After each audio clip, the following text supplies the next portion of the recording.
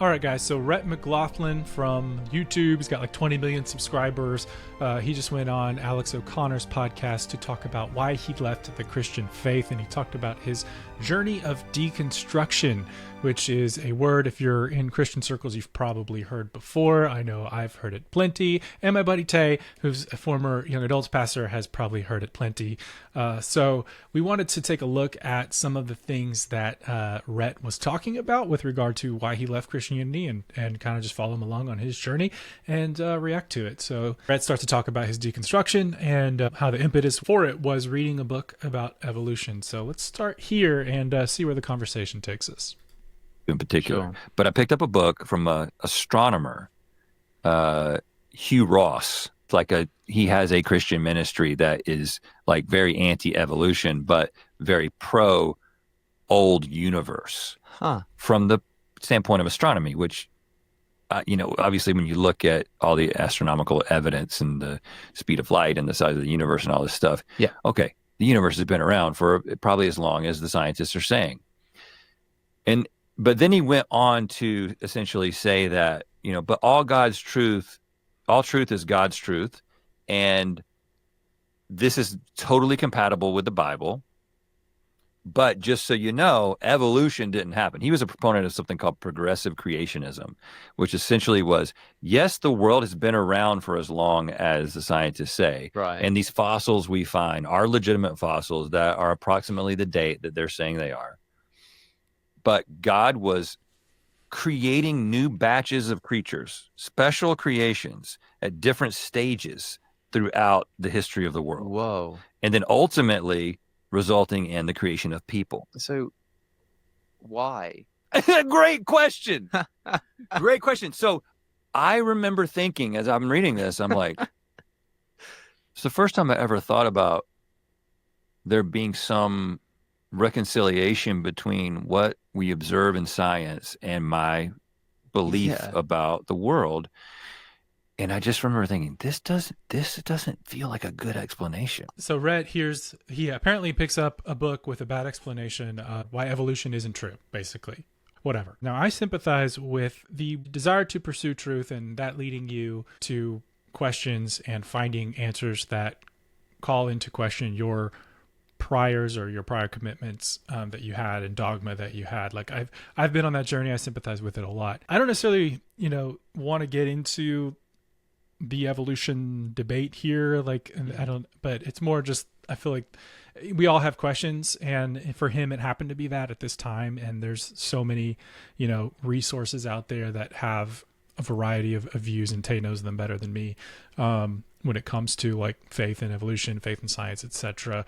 As far as I mean, it's been years since that for me was even understood to be like a critical issue for if you're going to identify as a Christian, that you have to have a certain view on it.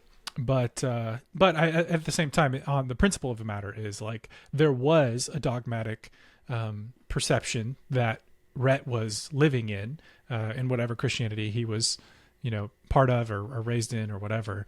And that had to do with evolution, and maybe there were like specific beliefs or whatever around that, or specific questions you're not allowed to ask around that. And that I totally sympathize with that, making you want to go find answers and have, intellectual honesty with what, in regard to what your faith is comprised of. So in that sense, I don't necessarily sympathize with the details of how it all played out, but this is his journey, and I can't really criticize that.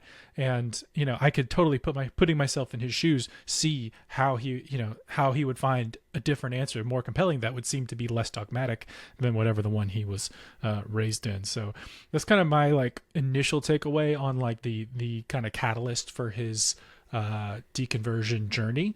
But I don't know, where are you at with it, Tay? Do you want to say anything about the evolutionary, like, I was not familiar with whatever progressive evolution, this argument that he was referring to.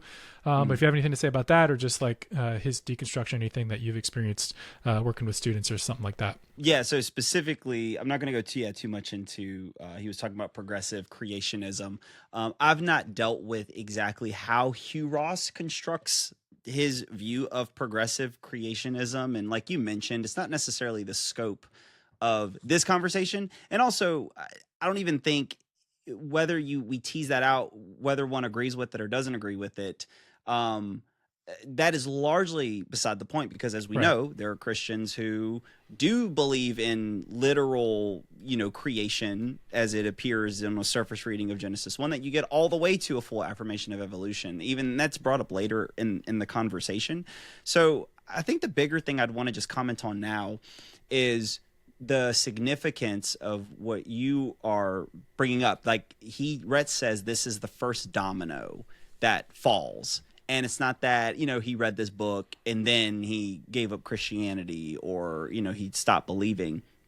But this was a very significant domino for him. And then he even brings up how he does become aware that even though he thinks that Hugh Ross's explanation is unconvincing, he does bring up that it seems like he later comes to terms or realizes that there are Christians that do just full-blown affirm evolution, like just give full weight to it. But at that point, it was almost too late, because he felt as though the momentum, the shattering of the mirage, if you will, of Christianity, it already started. The thread was pulled. So even though he finds out there's this guy named Francis Collins who completely affirms evolutionary theory, and it looks like C.S. Lewis was perfectly fine with it as well, it didn't matter, because things already started rolling for him. So I think what I'll just say on the front end, just to kind of set up a couple things. One, to extend the olive branch to Rhett, kind of like you were saying before, like how you can sympathize with some of what he's putting out here. So one, to just extend the olive branch and to say there are still to this day, and I see it online, this is not my felt community of people anymore, but I notice it online, anecdotally speaking. There are still very entrenched pockets of Christianity where they do strongly, it is a test of biblical faithfulness and orthodoxy to affirm a young earth creationism, to deny evolutionary theory. And if you do listen to the strongest voices that support these views, they position it like that. So the strongest voices that are pushing forward young earth creationism, anti-evolution, they are positing it as essentially a test of orthodoxy. And if you were to move away from that, you are beginning the descent into what Rhett has fallen into. I think the question that I would just want to pose, is it that when one denies evolutionary theory or young earth creationism, is that the thing that is creating this cascade effect that, if you don't pump the brakes, will just logically lead you into this progressive, deconstructed Christianity? Or is it the dogmatic fundamentalism that refuses to engage with the questions and doesn't give the room to ask these questions and has no flexibility? Is that the actual precondition that leads to deconstruction? Because what I see is a lot of Christians that are orthodox on every touch of doctrine, and even social issues are very conservative, very orthodox, who don't affirm a young earth creationist view, that are perfectly fine with evolutionary biology, and are very orthodox.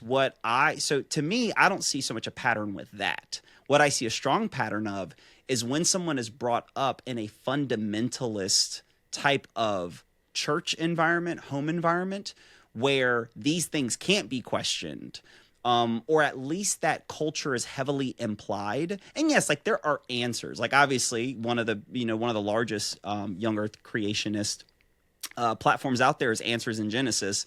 And I won't say they're not answering the questions. They are dealing with the questions and providing their answers and things like that. But again, there's a bit of this culture that it's so obvious that this, is the case, or we're so right, or how could you question? We'll answer your questions, but how could you ever question it kind of deal.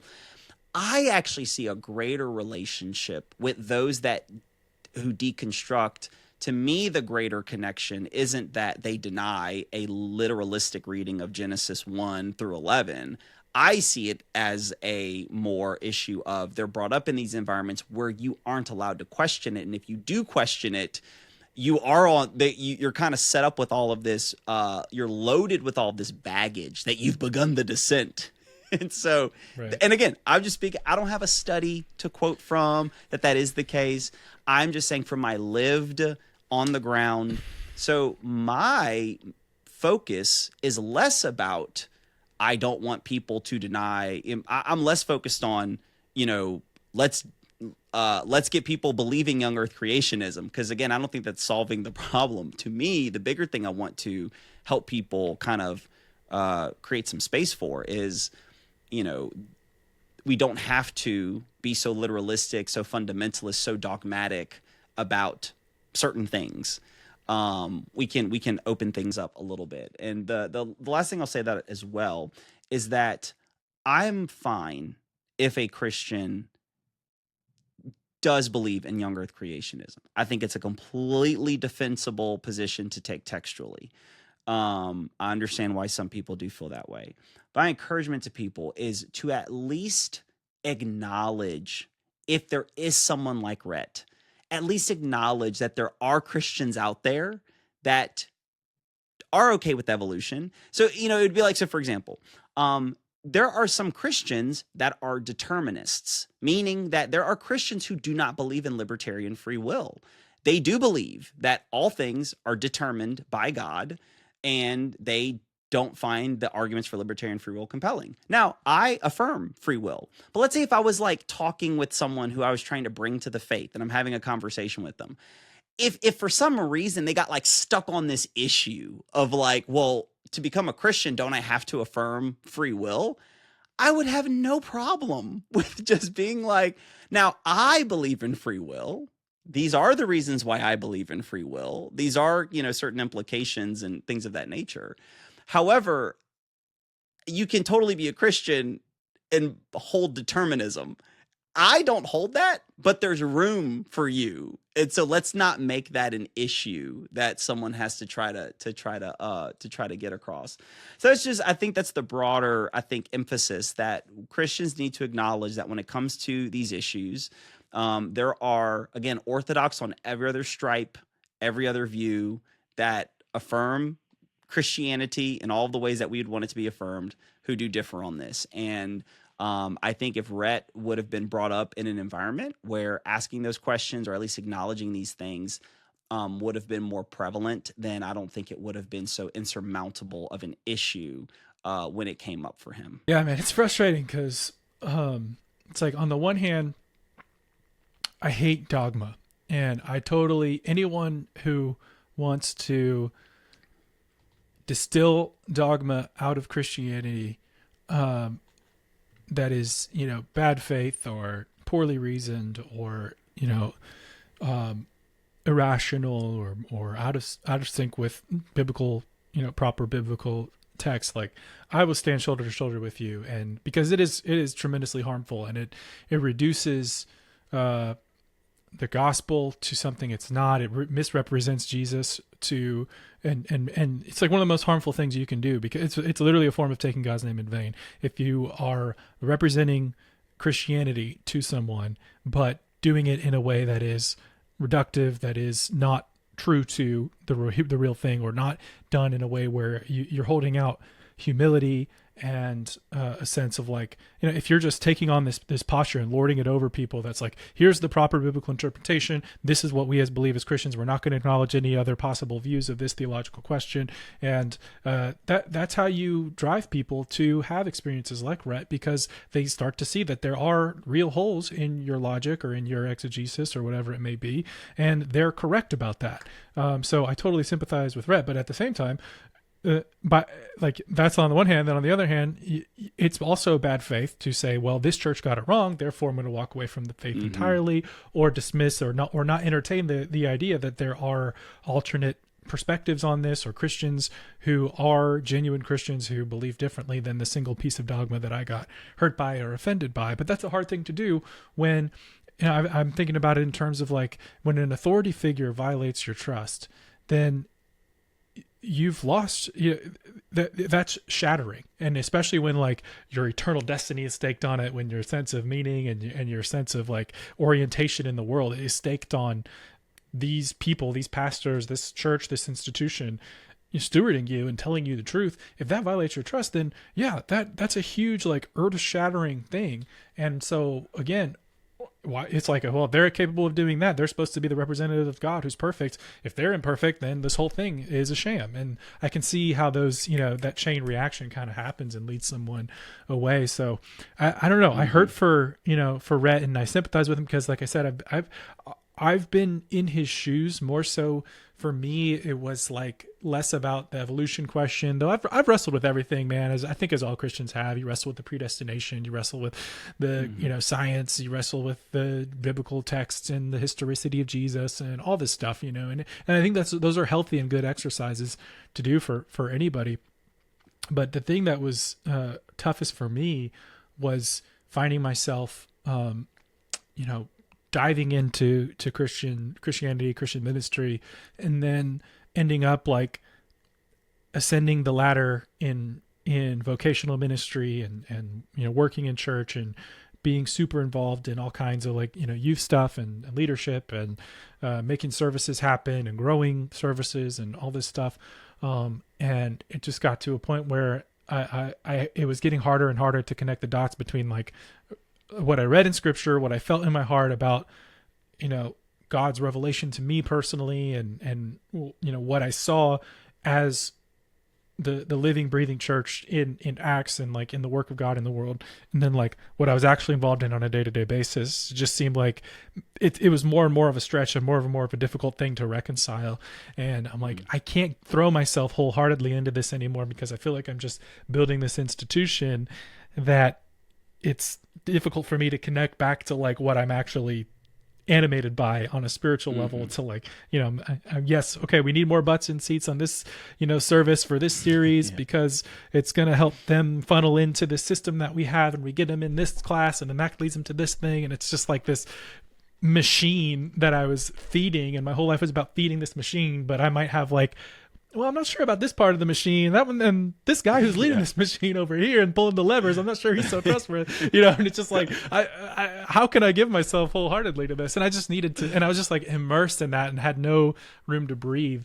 But I'll get to that in a second, because that's another part of Rhett's journey I sympathize with, is like he ended up moving out to LA in the middle of his deconstruction journey to pursue like his career and whatnot. And that's something I did as well, not really for the same reasons, but I kind of ended up there. And he talks about how living there removed him from the immediate accountability and immediate like community that he had been a part of. And so he said like he probably never would have ended up as quote unquote far gone. I don't want to say that, but like as as deconstructed as he would have if he had stayed in where he was in North Carolina.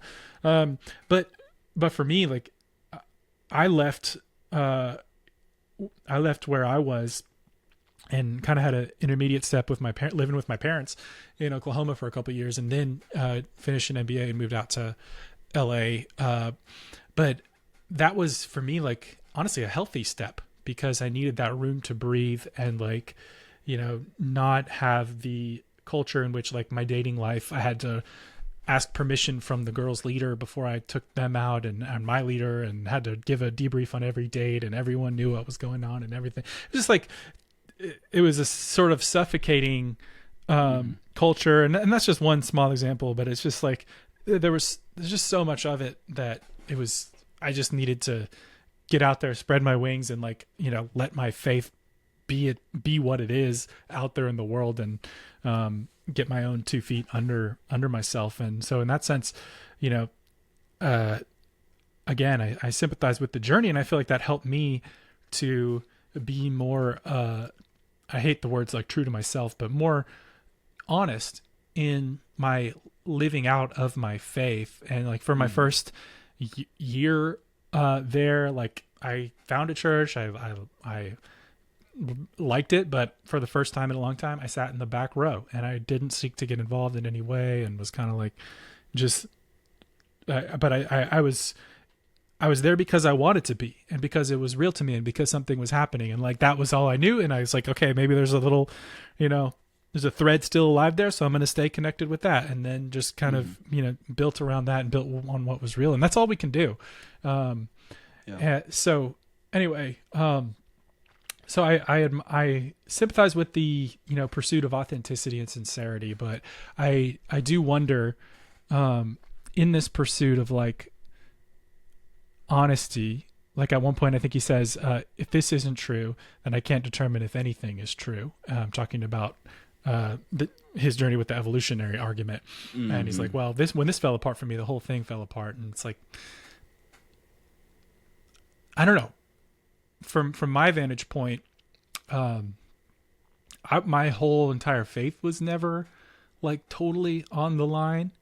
But is that because like when I deconstructed all the dogma around it and the weird stuff around it, but still had that genuine thing? And I know it's far be it for me to judge whether Rhett had that genuine thing in the first place or not, or if he was only in dogma.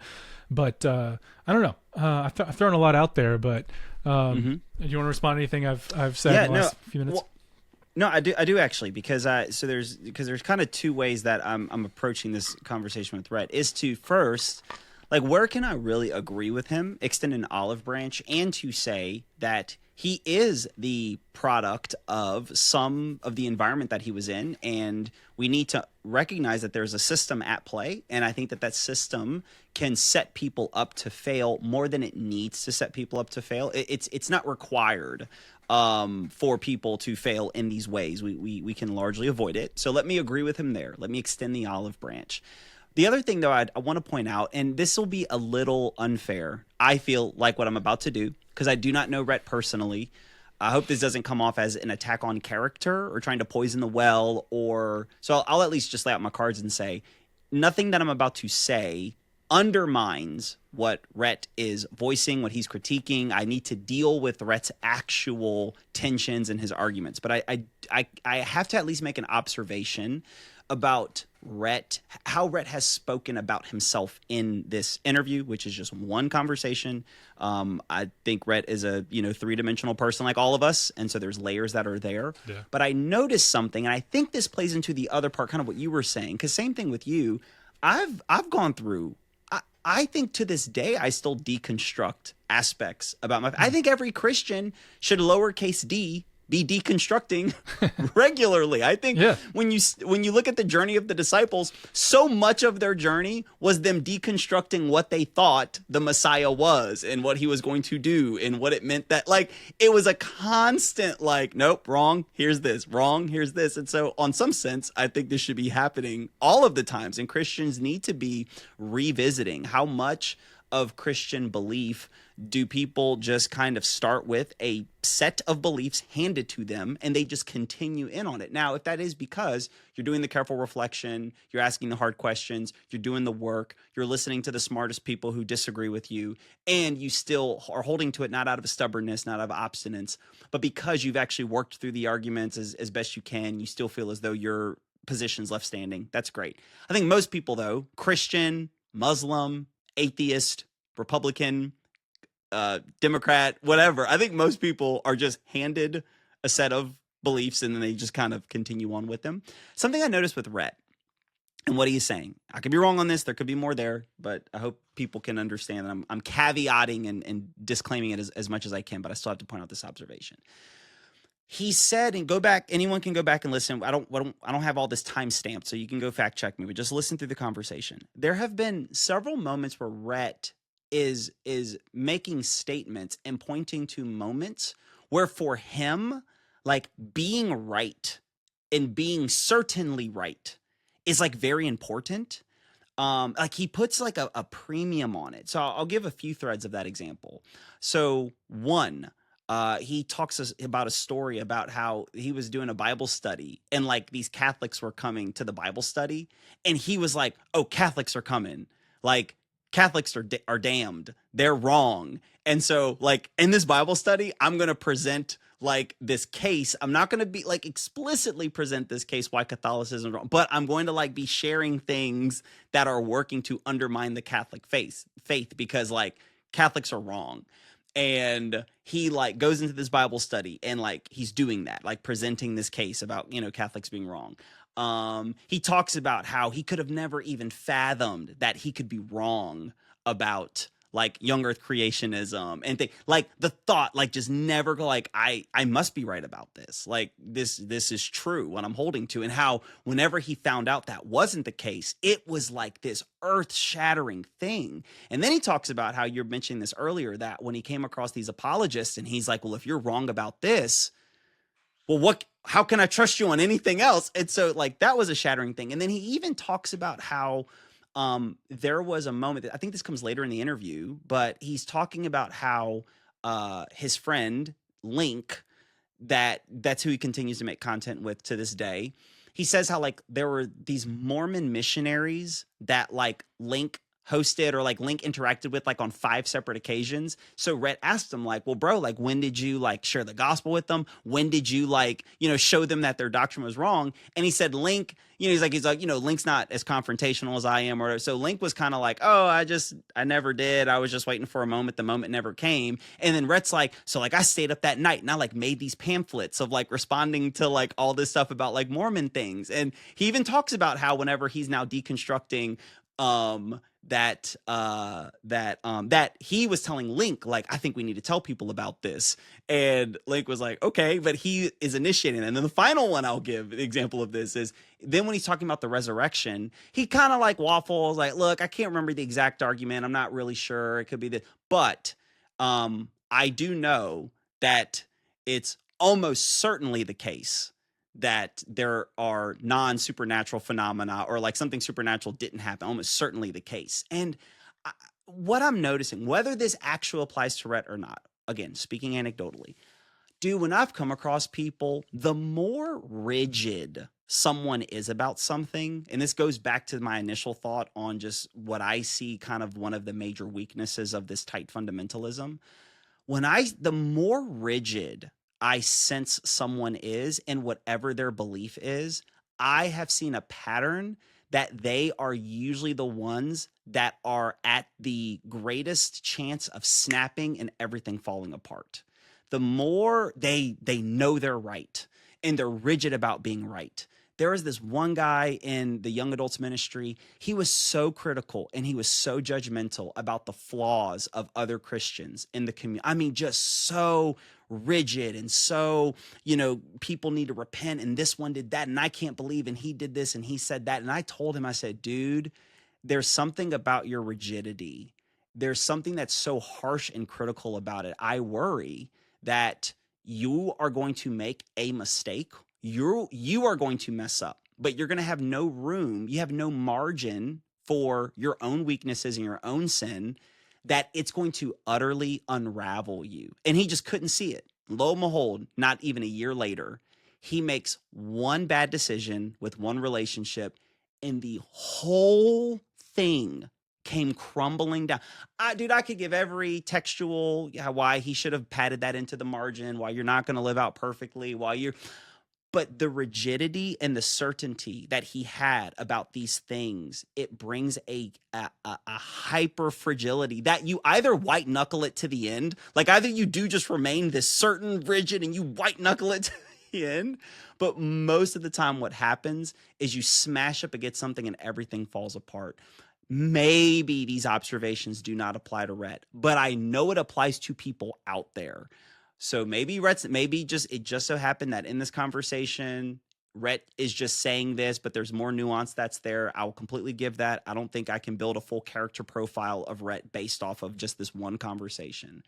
But I find it interesting how at every turn for him, certainty is of the highest value. It's like this premium thing. And he has this rigidity where he wants people to believe what he believes.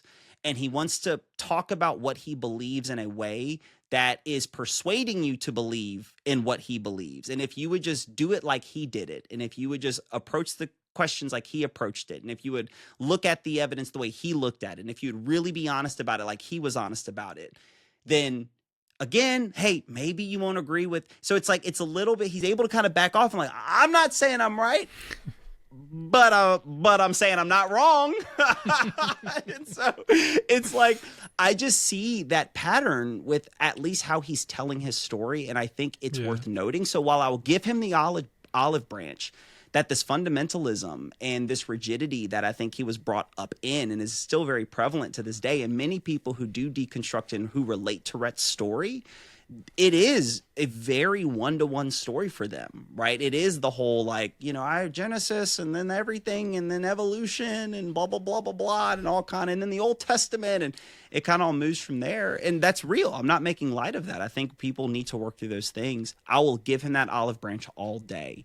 But the other thing where I think there needs to be some responsibility taken potentially, it is this rigidity, it's this certainty, and it's placing that as a premium that if there's a crack, oh, well, then the whole thing just falls apart.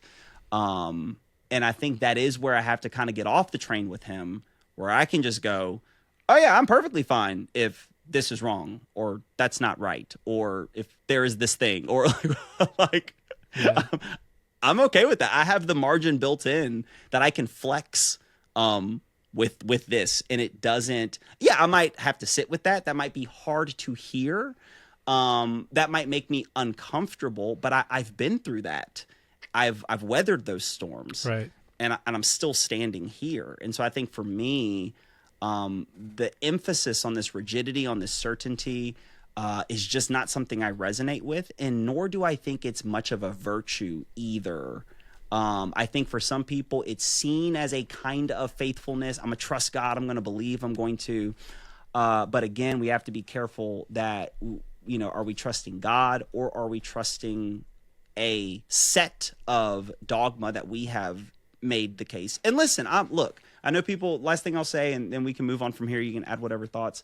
Listen, I'm all for, at the end of the day, as Christians, there has to be some kinds of beliefs that we hold to be core and essential in order to say one is a Christian. But see, even with that, we still don't give room oftentimes for people to like work through those issues when there was room even in the early church to work through those issues. And I'll explain what I mean by that. Yes, I would say that God being triune, the Trinity of God, 3 in 1, I do believe that is a core doctrine of Christian orthodoxy.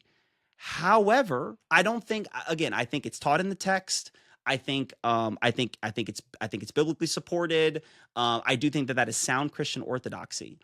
But do we not acknowledge the fact that there actually was in the early church conversations, councils? Now, again, they did land on the fact that a denial of the Trinity is heresy.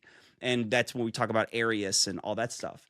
But nonetheless, like, they still had to fight it through. Like, there still had to be a conversation with Arius. There still had to be a council. Again, they ultimately condemned him as a heretic. They ultimately did all of that stuff. But there was still a fight over it. You know, people talk about, you know, you have to affirm, you know, Jesus resurrecting. But then, again, I agree wholeheartedly. But there's still room for Thomas to be like, unless I see it myself, I'm not going to believe it, right? And Jesus appears to him. And so I think even with the things that are core dogma, that if you do actively deny them, you are not a part of Christianity. Because again, Christianity has to mean something. If it means anything, it means nothing, right? So I agree it must mean something. But even the things that I think it must mean, I think there is room to question, to journey, and to try to wrestle down making sense of it.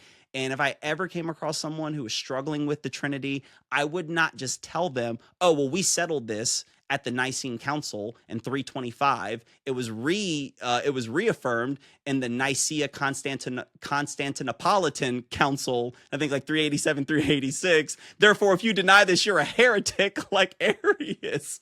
I would go, okay, let's work through that. I see why you think that this other model is a better explanation of the data, but let me explain to you why that's considered. We categorize that as modalism, and let me work with you to show you why that's not the case and why that's not being textually faithful. Let's walk through that stuff.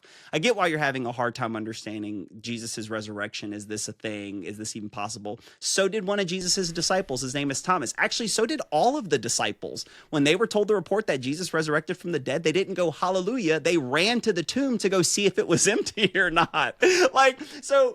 Even the things that I think are dogma that Christians must affirm, we have to have room for people to ask questions. And when those questions are asked, we must be able to give good reason and good arguments and not just shut it down because of a creed, because of our discomfort, and because of our fear that you're about to deconstruct and become a heretic. It's funny because as you're saying that, I'm also thinking, but it still goes both ways, because absolutely, yes, the church should not have dogmas or teachings that, you know, are assumed and you're not allowed to question them, or they're not willing to entertain challenges to those or willing to justify the existence of those at any given time.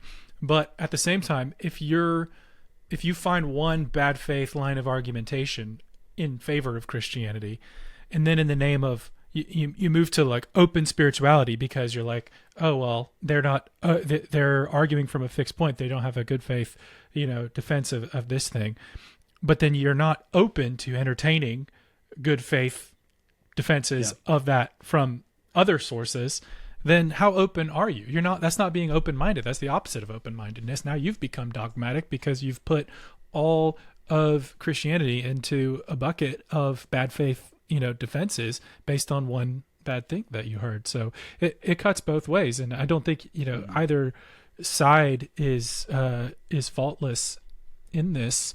But as you're talking to, I watched Gavin Ortland's video on this, and he ended with a question that I thought was pretty cutting. He asked Rhett, gosh, here it is. Yeah, what do you do if you have this open-minded pursuit of truth, but you ultimately still think Christianity is true?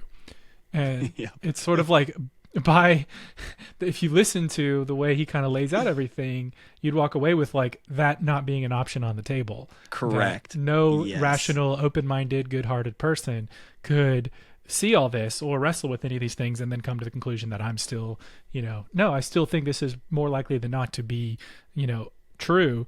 That for him, it's like I have been awakened to the reality that this is all a sham, and anyone who's still in that, you know, I pity them, and, you know, woe is them. And again, that's not open-minded. You know, that's not good faith either. So it's tough because it sounds very nice. And I noticed this like in the realm of politics and like, you know, cultural conversations, there's sort of this like, people seize the middle ground, or they seize the moral high ground in some way and they like, you know, it's like, if you don't post a black square, if you're not Black Lives Matter, if you don't agree that the 1% have too much wealth, or that healthcare should be cheaper, or all these, you know, different things, it's like they stake out these positions that give them moral high ground and imply that anyone who criticizes perhaps the way their solutions that are nested in those slogans, if you don't support those solutions, which may actually cause more harm than good, or may not actually be effective at all in solving any of the problems that they have staked out for themselves, then you're somehow a bad person, or you're unenlightened, or whatever. And I kind of see some of that same mechanics at work when, you know, you're saying that anyone who's got this, you know, who's involved in Christianity or Christians kind of are by definition not open-minded, or have this rigidity, have this dogma. And I don't want to put words in his mouth necessarily, but that's certainly the picture that's painted as you listen to their conversation. It's very much like this. Back when I was, you know, in that cult, here's kind of how I thought. And it's like, I suppose anyone in a genuine cult listen to that and would be offended by that. But yeah, it's just tough to kind of stake out a position of being the one who's, you know, the one that entertains good faith, you know, more, and that one that acts in good faith more, when the subtext of the positions that you're staking out and the way that you talk about things completely undermine that. Yep, absolutely. And I think that's exactly what I think Rhett wrote a book, maybe. I've never read it. I know Rhett's talked about this multiple times. The few times I will say that I have listened to Rhett talk about this, again, I'm never even getting a hint that, as Gavin posed to Rhett, and as I was saying earlier, it's this thing of, I'm not saying I'm right, but I'm not saying I'm wrong. It's this move where the way it is the implication with every word is that if you still think Christianity is true, well, it's because you already think it's true and you want it to be true. That's why you think now, and he'll say, now, look, if that's like working for you, hey, great. I don't want to undo that. But it's a little condescending because it's like, look, if you being kind of the simple-minded person who doesn't actually want to look into this stuff, if that works for you, well, hey, all the power to you. But again, I just don't see where. And if it's there, he needs to, I think he should at least, my recommendation would be, if you're going to continue to publicly talk about this, and if you want to be, held in the best light, at least acknowledgement that one could do exactly what he has done and land somewhere else. I mentioned that to you when I was texting you about this.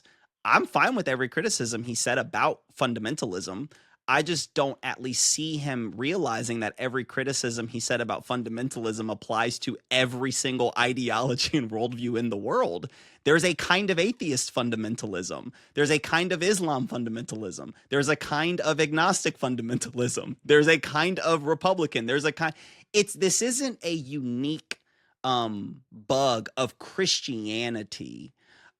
It just is very prevalent because of Christianity's prevalence within certain cultures of the United States of America. That's where we find this, but it's prevalent everywhere, man. And like you said, I think that's what I'm not seeing. It's one of those things where I feel like if I were to ask him that or push on that, he would like give the right answer. Like he would, oh, well, surely somebody could. But I also lean on the principle that I think the scripture lays out, which is true, which is like from the heart, the mouth speaks. And it's like, okay, I know you can say that if you're asked the question, but the fact that you are talking about this and that just never comes out one time. When someone like who he's talking to, Alex O'Connor, I see him, and again, not like he's intentionally, like let me throw a bone to Christians over here.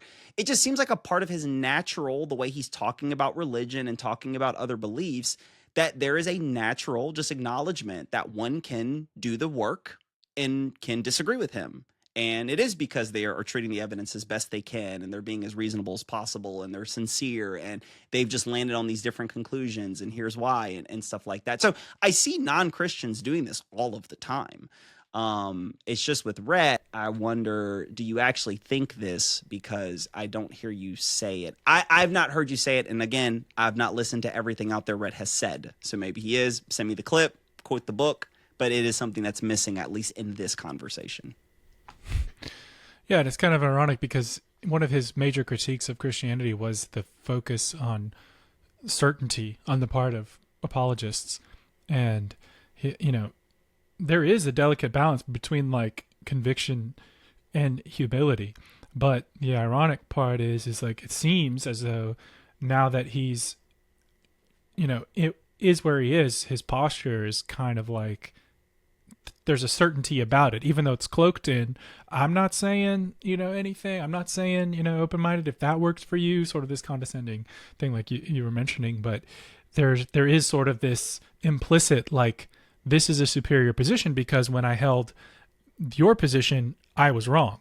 I said you're constantly reinforcing that idea and that narrative. And so you're certain about the fact that you were wrong. So there's the very certainty that you didn't like when you were under Christianity, you're now carrying with you in whatever this worldview is. It just sounds nicer and sounds more open-minded, but it still has sort of a priori commitments in your worldview that are imputed onto everything that you're doing. So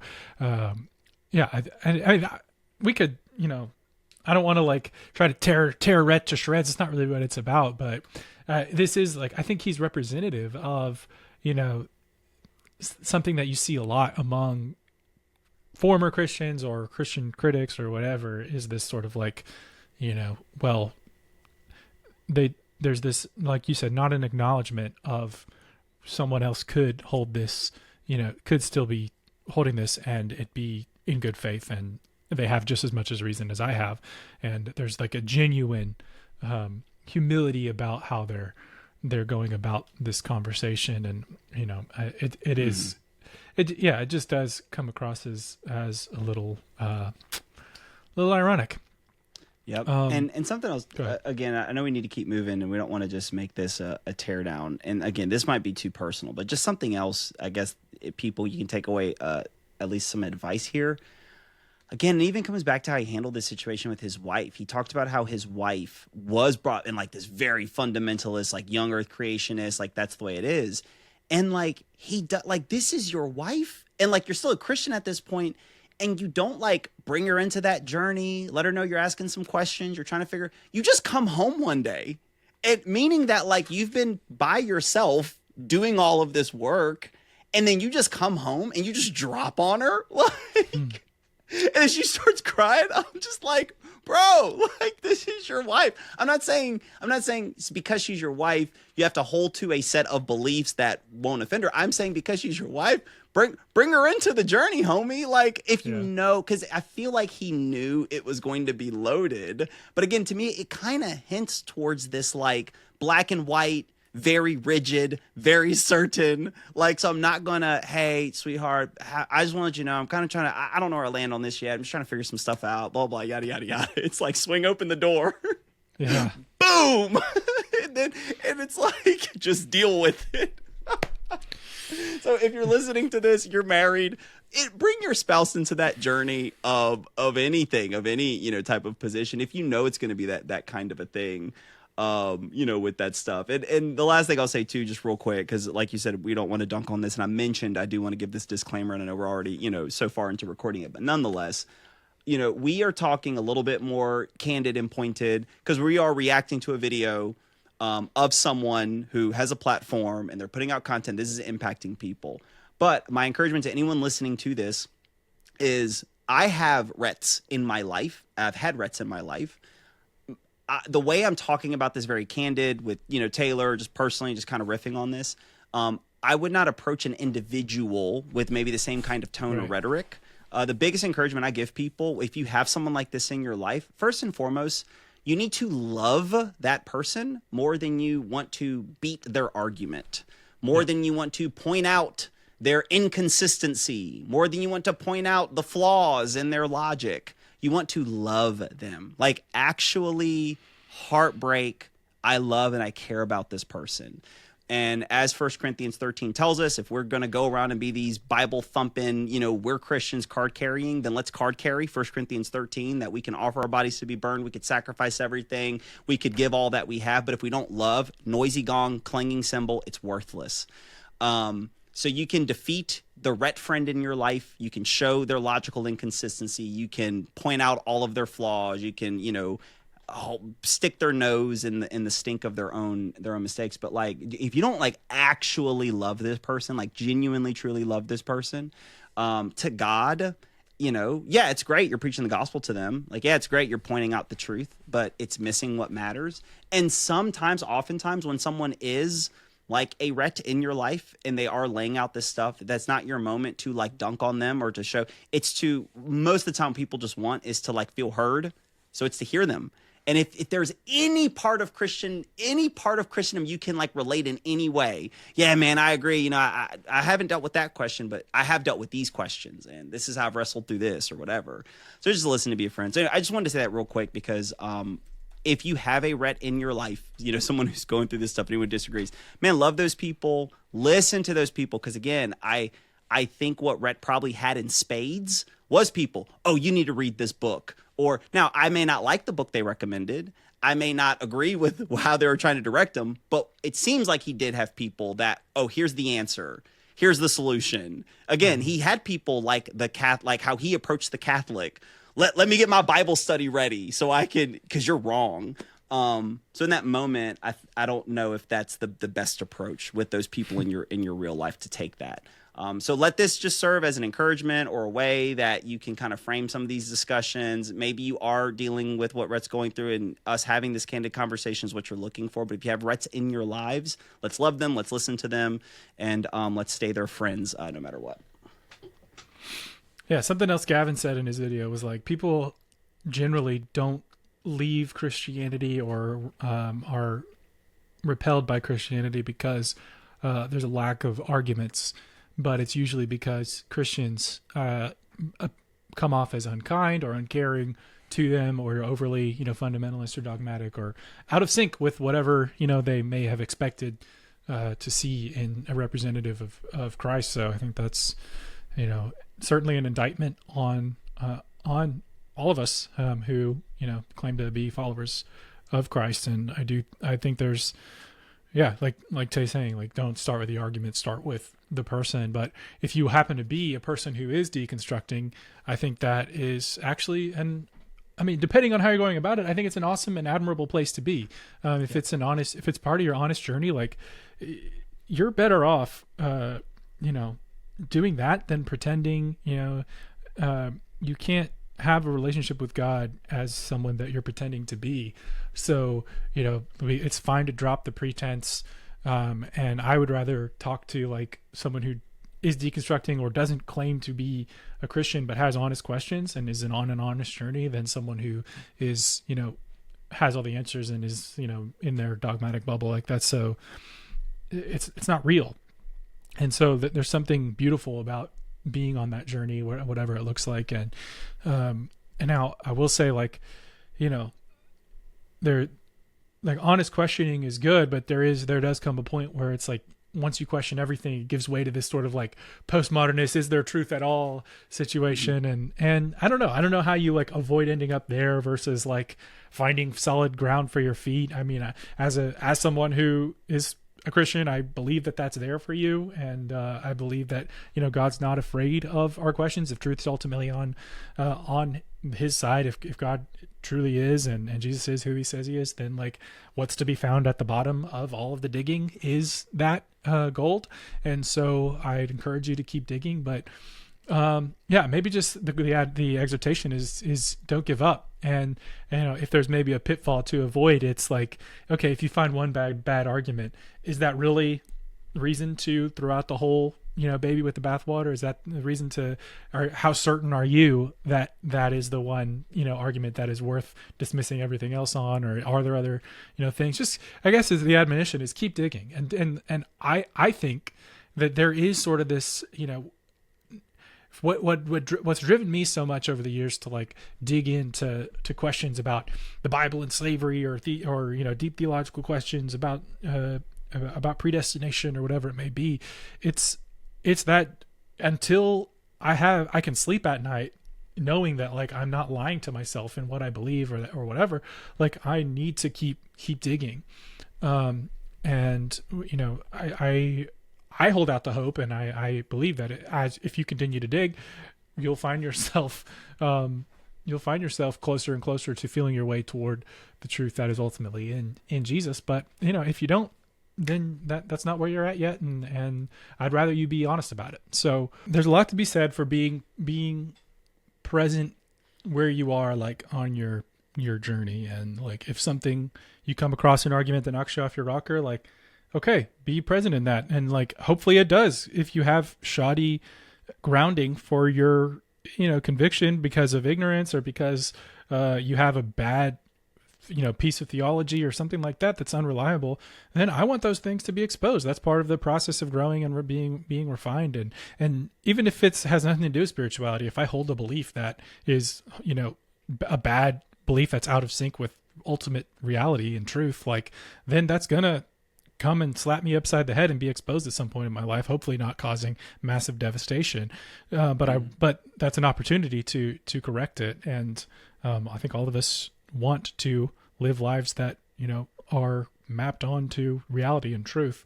And I think in matters of spirituality or worldview and morality and all these things, like that involves our faith journey. And I think, when we're slapped in the back of the head with something that we didn't see before, like the logical and good thing to do is to dig and do so in a way that, is honest and thorough.